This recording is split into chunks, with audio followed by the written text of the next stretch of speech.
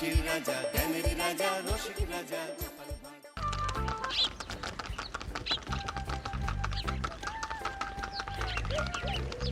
অনেক দিন পর বেশ লাগছে বন ভ্রমণ। মাঝে মাঝে কাজের ফাঁকে এইসব জায়গায় এলে মন খুব ভালো লাগে।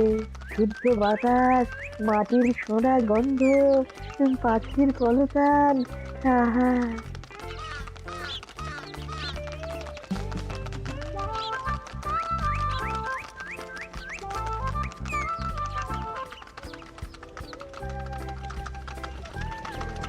মহারাজের রথ থামছে। আমরা এইখানে বসে আজ রাজকার্য পরিচালনা করব। মন্ত্রী, তুমি ঝটপট এখানে বসার বন্দোবস্ত করে দাও। আমি এক্ষুনি ব্যবস্থা করে দিচ্ছি মহারাজ। এই এখানেই আমাদের বসার জন্য ছাউনি করে দাও। এক্ষুনি করে দিচ্ছি মন্ত্রী মশাই। এরা বসার জায়গাটা করে দিক, ততক্ষণ আমরা একটু হেঁটে আসি।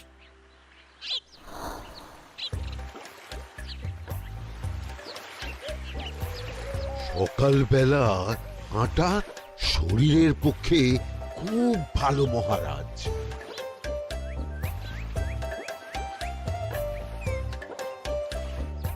আগেকার দিনে রাজা মহারাজরা এই সব বনে মৃগয়া করতে আসতেন।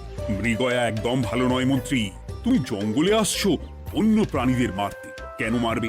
ওরা তো তোমার কোনো ক্ষতি করেনি। না, তা করেনি, কিন্তু তখন ওটা রাজা মহারাজাদের খেলা ছিল। শুনেছি আপনার প্রপিতামহ খুব ভালো বাঘ শিকার করতেন, অনেক বাঘ মেরেছেন। মন্ত্রী, তুমি একটা কথা হয়তো জানো না। আমার প্রপিতামহ শিকার করতেন, কিন্তু কোনো স্বাভাবিক জানোয়ারকে নয়। যে বাঘ মানুষ খেকো হয়ে প্রজাদের ক্ষতি করত, আমার প্রপিতামহ সেই সমস্ত বাঘদেরই মারতেন। এছাড়া উনি বন্য প্রাণী সংরক্ষণ করতে বড়ই ভালোবাসতেন।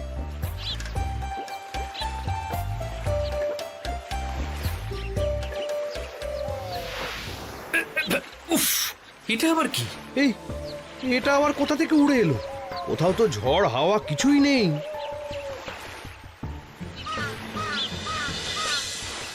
একটা ধাঁধা মহারাজ, এই কাগজে লেখা। ধাঁধা? পড়ো দেখি।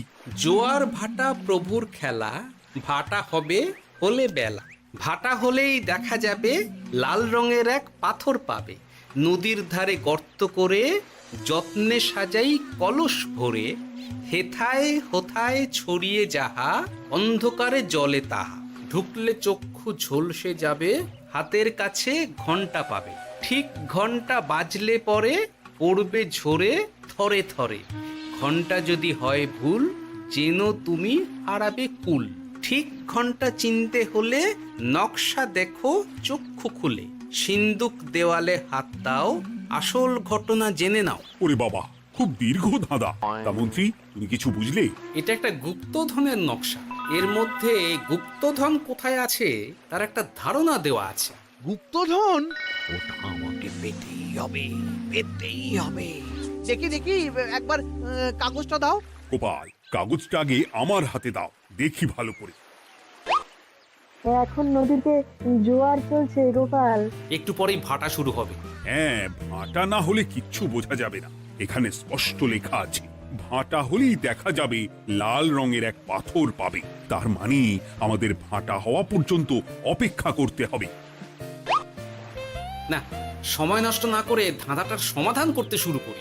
ভাটা হলে একটা লাল রঙের পাথর দেখা যাবে, এই পর্যন্ত পরিষ্কার আছে। বুঝতে হবে ওর পর থেকে। পড়ো গোপাল, চলো আমরা সবাই বুদ্ধি লাগাই। নদীর ধারে গর্ত করে যত্নে সাজাই কলস ভরে।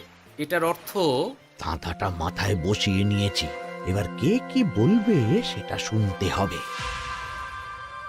চলো গোপাল, আমরা ধাঁধা যেমন যেমন বলেছি তেমন তেমন ভাবেই চলি। চলুন মহারাজ, এখন আমাদের দেখতে হবে লাল পাথর। কোথায় আছে লাল পাথর? চলো চলো সবাই, চোখ কান খুলে আমরা নদীর পাড় ধরে হাঁটি। আমি একটু তফাতে হাঁটি। গুপ্তধন আমাকে একা পেতে হবে। ভাটা হলেই দেখা যাবে লাল রঙের এক পাথর পাবে। আমাকে চোখ কান খোলা রাখতে হবে। লাল পাথর, নদীর চড়ায় লাল পাথর দেখতে হবে, লাল পাথর, লাল পাথর। ওটা কি? তো এই তো লাল পাথর, লাল পাথর। ওরা অনেকটা এগিয়ে গেছে, ওদের আমার দিকে নজর নেই। এই সুযোগ, এই সুযোগ, একা একা গুপ্তধন নিয়ে পালাবো।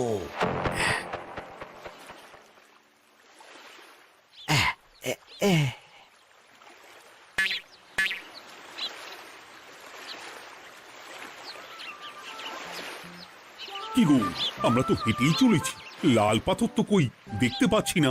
আরেকটু হাঁটতে হবে মহারাজ, গুপ্তধন বলে কথা, ওকে আর সহজে ধরা দেয়? সেটা অবশ্য সঠিক কথা। আচ্ছা, আমরা সবাই তো আসছি হেঁটে হেঁটে, মন্ত্রী মশাই গেলেন কোথায়? ও কি যে ঘটে! সত্যি তো, মন্ত্রী কোথায়? ও সেনাপতি, মন্ত্রীকে দেখেছো? কই না তো মহারাজ। তাহলে কোথায় গেলেন মন্ত্রী মশাই? এই জঙ্গলে বাঘ ভাল্লুক আছে, শেষে কিনা বাঘে নিল। হায় হায় হায়, মন্ত্রী গিন্নির কাছে আমি কি মুখ দেখাবো? হুম, বাঘ ভাল্লুকের পেটে যাবার লোক তো মন্ত্রী মশাই নন। ও গোপাল, কি ভাবছো? কিছু তো একটা বলো। এখন আমাদের মন্ত্রী মশাইকেই খুঁজতে হবে। তবে মন্ত্রী মশাই বাঘ ভাল্লুকের পেটে যায়নি। তুমি নিশ্চিত হচ্ছ কি করে? অত পেঁচালো মানুষকে বাঘ ভাল্লুক গন্ধ শুকেই ছেড়ে দেবে, হজম করতে পারবে না। না না না, এখন রসিকতা করার সময় নয়, আমাদের মন্ত্রীকে খুঁজে বার করতেই হবে। কোথায় গেল মন্ত্রী? চলো চলো, গুপ্তধন মাথায় থাক, চলো মন্ত্রীকে খুঁজি। আহ, মন্ত্রী কোথায় গেল কে জানে। একবার পুরো ধাঁধাটা ঝালিয়ে নি। ভাটা হলেই দেখা যাবে লাল রঙের এক পাথর পাবে। ভাটা হয়েছে, লাল রঙের পাথরের মাথায় চাপ দিয়ে গুহার মুখও খুলেছি। এবার এবার নদীর ধারে গর্ত করে যত্নে সাজাই কলস ভরে। এটাই তো ঠিক বুঝতে পারছি না।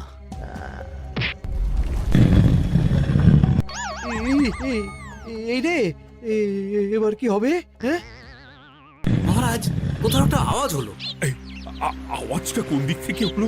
চলুন সামনে এগিয়ে যাই, আমার মনে হয় আওয়াজটা সামনের দিক থেকে এলো।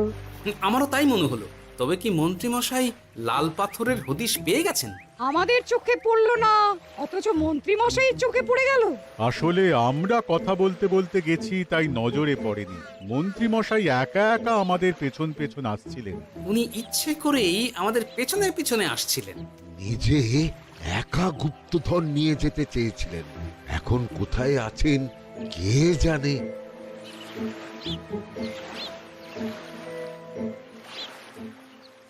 এই অন্ধকারে কিছু দেখতে পাচ্ছি না তো। দাঁতাতে কি ছিল? হ্যাঁ, কি ছিল? হেথায় হোথায় ছড়িয়ে যাহা, অন্ধকারে জলে তাহা, ঢুকলে চক্ষু ঝলসে যাবে, হাতের কাছে ঘন্টা পাবে। পেয়েছি পেয়েছি, ঘন্টা ঘন্টা ঘন্টাটা পেতে হবে। ঘন্টাটা ঘন্টাটা ঘন্টা। ভাটা হলেই দেখা যাবে লাল রঙের এক পাথর পাবে, নদীর ধারে গর্ত করে যত্নে সাজাই কলস ভরে, হেথায় হোথায় ছড়িয়ে যাহা, অন্ধকারে জলে তাহা, ঢুকলে চক্ষু ঝলসে যাবে, হাতের কাছে ঘন্টা পাবে। ঠিক ঘন্টা বাজলে পরে পড়বে ঝরে থরে থরে, ঘন্টা যদি হয় ভুল যেন তুমি হারাবে কুল। ঠিক ঘন্টা চিনতে হলে নকশা দেখো চক্ষু খুলে, সিন্দুক দেওয়ালে হাত দাও, আসল ঘটনা জেনে নাও। এবারে ভালো করে ঠান্ডা মাথায় ভাবতে হবে। ভাটা হলেই দেখা যাবে লাল রঙের এক পাথর পাবে। সেই লাল পাথরটাই তো খুঁজে পাওয়া যাচ্ছে না, অথচ মন্ত্রী মশাই খুঁজে পেলেন। আওয়াজটা কোথা থেকে আসছিল? এই কাছে পিঠে এই কোথা থেকে আওয়াজটা আসছিল।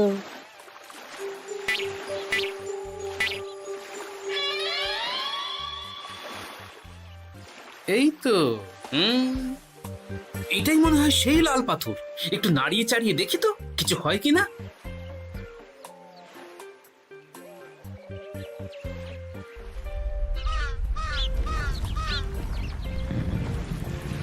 এই তো, কাজ হয়েছে। এই তো সুড়ঙ্গ। আপনারা নিচে নামুন, আপনারা কি দেখছেন সেটা বলবেন মহারাজ। সবাই যদি নেমে যাই, যদি কোনো কারণে সুড়ঙ্গের মুখ বন্ধ হয়ে যায়, তাহলে আর আমরা বাইরে বেরোতে পারবো না মহারাজ। গোপাল ঠিকই বলেছে, আমরা দুজন বাইরে থাকি। মহারাজ, আর একটা কথা, কোনো ঘন্টায় হাত দেবেন না, মনে আছে তো? ঘন্টা যদি হয় ভুল, যেন তুমি হারাবে কুল। ওরে বাবা, এই বয়সে আর কুল হারাতে চাই না। ঠিক আছে, তোমার কথাই অক্ষরে অক্ষরে পালন করব। দেখি এই সুরঙ্গে মন্ত্রী মশাইকে দেখতে পাই কিনা। চলুন মহারাজ, সুরঙ্গে নামি। সবাই সাবধানে নামো।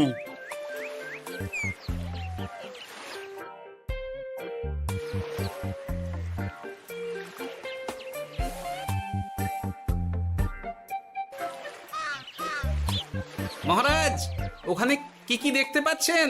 ওখানে কি মন্ত্রী মশাই আছেন? না গোপাল, মন্ত্রীকে এখনো দেখতে পাইনি। শুধু আমি এখানে অজস্র পাথর দেখতে পাচ্ছি। পাথরে পাথরে ছয়লা, ছোট বড় অজস্র। পাথরগুলো বড় অদ্ভুত, কিরকম কিরকম মানুষ মানুষ গড়ন। লম্বা বেঁটে হরেক রকম। মানুষ মানুষ গরম, সেটা কি রকম? আর কিছু? কোনো কলসি কি দেখতে পাচ্ছেন? কলসি তো দেখতে পাচ্ছি না। মহারাজ, কলসি থাকতেই হবে, কারণ ধাঁধায় লেখা আছে, নদীর ধারে যত্ন করে যত্নে সাজাই কলস ভরে। গর্তটা আসলে হলো সুড়ঙ্গ, কিন্তু কলস। মহারাজ, মহারাজ, এইদিকে এইদিকে একটা কলসের মতো কি যেন আছে। এইদিকে আসুন, এদিকে এদিকে। হ্যাঁ গোপাল, দেখতে পেয়েছি। এবার আমি যেরকম যেরকম বলবো সেই রকম সেরকমই করবেন। আমি বিজ্ঞানীকে নদী থেকে জল তুলে পাঠিয়ে দিচ্ছি। পাত্র কোথায় পাবে? আমাদের জল খাবার যে পাত্র আছে সেটা আনতে লোক পাঠাচ্ছি। ঠিক আছে। শুধু একটা কথা বলছি, আপনারা কেউই সুড়ঙ্গের ভেতরে কোনো কিছুতে হাত দেবেন না। কেন গোপাল? সব পরে বলবো, এখন আমি যা বলছি সেটা শুধু মনে রাখুন। সুড়ঙ্গের ভেতরে কিছুতে হাত দেবেন না। ঠিক আছে। প্রহরী, তুমি যাও, যেখানে আমাদের বসবার আয়োজন করা হয়েছে সেখানে গিয়ে একটা জলের পাত্র নিয়ে নদী থেকে জল ভরে নিয়ে এসো। গোপাল, মন্ত্রী মশাই কোথায় গায়েব হয়ে গেলেন? কোথাও গায়েব হয়ে যাননি বিজ্ঞানী, কোথাও গায়েব হয়ে যাননি উনি। উনি ওই সুড়ঙ্গের ভেতরেই আছেন। কিন্তু কেউ তো ওনাকে দেখতে পাননি। সম্ভবত পাথর হয়ে আছে। এখন কিভাবে পাথর হয়েছেন সেটা তো আমি বলতে পারবো না। সবটাই স্বপ্নের মতো লাগছে। ঠিক যেন স্বপ্নের মতো লাগছে। এই জীবনে সুড়ঙ্গ দর্শন হয়ে গেল।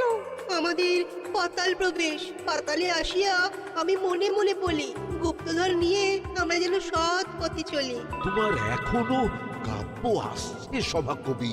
আসছে মানে কাব্যের সাথে আছে রোমাঞ্চ, করছে গা শীত, হচ্ছি আমি অধীর। মহারাজ, জল দিয়ে বিজ্ঞানীকে পাঠাচ্ছি। কি করতে হবে বিজ্ঞানীকে সব বলে দিয়েছি। তুমি ভেতরে আসবে না? আসবো ঠিক সময়ে। এখন আমি যেমন যেমন বলবো আপনি ঠিক তেমন তেমন করবেন। ঠিক আছে। বিজ্ঞানী, যেমন যেমন বললাম ঠিক তেমন তেমন ভাবে কলসিকে জল দিয়ে পরিষ্কার করবে। মনে রেখো, ধাঁধায় আছে কলসি সাজাই যতন কর। তুমি একটা কথা মনে রেখো বিজ্ঞানী, কোথাও হাত দিও না কিন্তু। ঠিক আছে গোপাল, তোমার উপস্থিত বুদ্ধির তুলনা নেই। আমি যাচ্ছি গোপাল। সাবধানে সাবধানে। মহারাজ, বিজ্ঞানী যাচ্ছে। সাবধানে নামো, সাবধানে। মহারাজ, কলসিটা কোথায়? ওই তো, একটু সাবধানে যাও।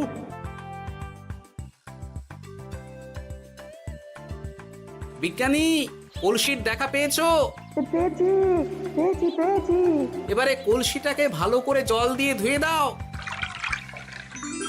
কলসির আলোয় সুড়ঙ্গ আলোকিত গোপাল। এরপর কি? ভালো করে দেখুন মহারাজ, কোথাও ঘন্টা দেখতে পাচ্ছেন কিনা? ঘন্টা একটা তো নয়, সার সার ঘন্টা, অনেকগুলো ঘন্টা। সাবধান, ঘন্টায় হাত দেবেন না, শুধু দেখুন।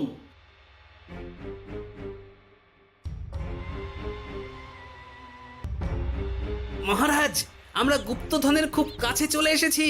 তাই নাকি? কি মজা কি মজা, এবার খাবো ক্ষীরের গজা। আহ, সভাকবি চুপ করো। এখনো আমরা গুপ্তধন পাইনি। বাবার মুখে দাঁড়িয়ে সবগুলো তারা আঁকা। বিজ্ঞানী, কোনো ঘন্টায় চাঁদের নকশা করা আছে কি? একটু দেখে বলো না।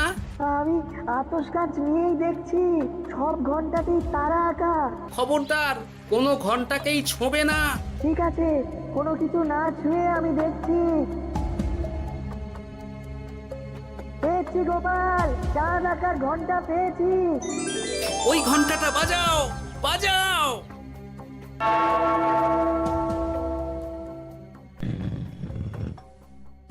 গুপ্তধন পেয়েছেন মহারাজ? বাঁচাও, বাঁচাও, বাঁচাও। বাঁচান মহারাজ, বাঁচান বিজ্ঞানী, মহারাজ, মন্ত্রীর গলা পাচ্ছ না? মহারাজ, আমি পাথর হয়ে আছি, আমাকে মানুষ করুন মহারাজ। তুমি তো মানুষই ছিলে, হঠাৎ করে পাথর হলি কেন? মহারাজ, গুপ্তধন পেয়েছেন? পেয়েছি, তার সাথে মন্ত্রীকেও পেয়েছি। মন্ত্রী এইখানে কোথাও পাথর হয়ে দাঁড়িয়ে আছে। দাঁড়ান মহারাজ, এবার আসছি। সাবধানে এসো। আমি ভেতরে যাচ্ছি, বুঝলে? যদি কোনো কারণে দেখো পাথরটা গুহার মুখটা আটকে দিয়েছে, অমনি তোমাদের কাজ হলো পাথরটাকে ছুঁয়ে ফেলা, বুঝলে? ঠিক আছে গোপাল দাদা। আমার মনে হয় বিপদ আর কিছু ঘটবে না, তবুও সাবধানের তো মান নেই। ঠিক আছে, তুমি নিশ্চিন্তে ভেতরে যাও। বাঁচাও, আমাদের বাঁচাও, আমাদের সবাইকে মানুষ করুন। আমাকে মানুষ করুন মহারাজ। আপনাকে তো মানুষ করা হবে মন্ত্রী মশাই। আগে বলুন, আপনি পাথর হলেন কি করে? ও, মনে পড়েছে, ধারার শেষ লাইন, সিন্দুক দেওয়ালে হাত দাও, আসল খবর জেনে না। সত্যি গোপাল, তুমি না থাকলে এই এত কিছু আমাদের সবার কাছে অজানাই থেকে যেত।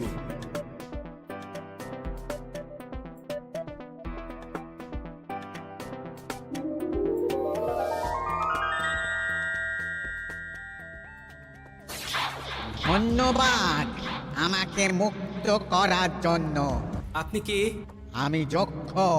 আমাকে এই ধন সম্পত্তি পাহারা দেওয়ার জন্য এক ডাকাত দলের সর্দার যক্ষ করে রেখেছিল। আমি 100 বছর ধরে এইখানে যক্ষ হয়ে আছি।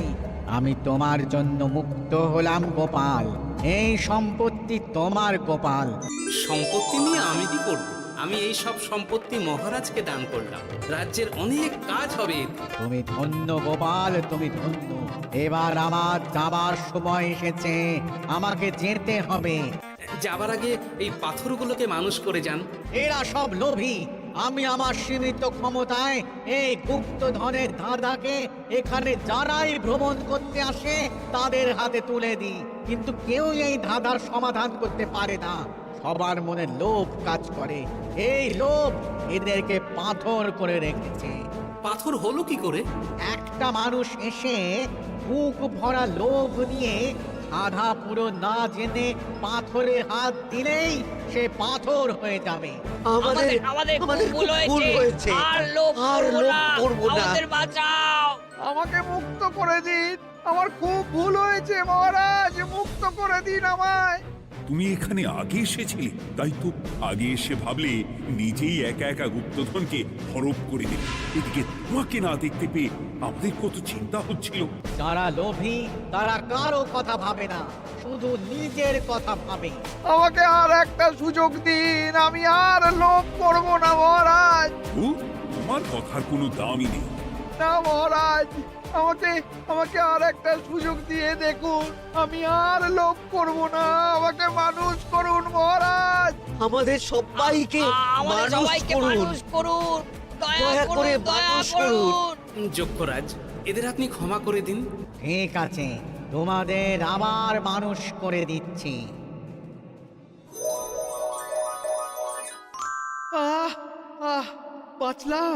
বাঁচলাম। এই রকম বারবার বাঁচা যাবে না কিন্তু। এবার সাপ ব্যাং যাই হবে না কেন, ওইভাবেই থাকতে হবে, এই আমি বলে দিলাম। এবার আমার মুক্তি। মুক্তি নেবার আগে আরেকটা প্রশ্ন, যে ডাকাত সর্দার তার সম্পত্তিকে রাখার জন্য আপনাকে যক্ষ বানিয়েছিল, এই সম্পত্তি তো তাদের, আমরা তো নিতে পারি না। লোভ বড় খারাপ গোপাল, অতিরিক্ত লোভ মানুষকে পশু করে দেয়। ওই ডাকাত দল এই সম্পত্তির জন্য সবাই কাটাকাটি করে মরে গেছে, কেউ আর বেঁচে নেই। সুতরাং এই সম্পত্তিতে তোমার অধিকার আছে, এই সম্পত্তি তুমি গ্রহণ করো। নিলাম আমি, কিন্তু এই সম্পত্তি মহারাজকে আমি দান করলাম। ডাকাত দল জনগণের সম্পদকে লুঠেই তো সম্পত্তি বানিয়েছে, তাই আমি জনগণের কাজে লাগবার জন্যই এই সম্পত্তি মহারাজকে দিলাম। গোপাল, তোমার জয় হোক। এবার তাহলে আমি যাই, তোমরা সবাই সুখে থেকো আর ভালো থেকো। গোপাল, তোমার তুলনা হয় না। তোমার ঋণ আমি কোনোদিন শোধ করতে পারবো না। তুমি কৃষ্ণনগরের জন্য যা করলে তা ইতিহাসে লেখা থাকবে। না মহারাজ, আমি এমন কিছু করিনি, এই কাজ সবাই করবে। জয় গোপালের জয়, জয় গোপালের জয়, জয় কৃষ্ণনগরের জয়।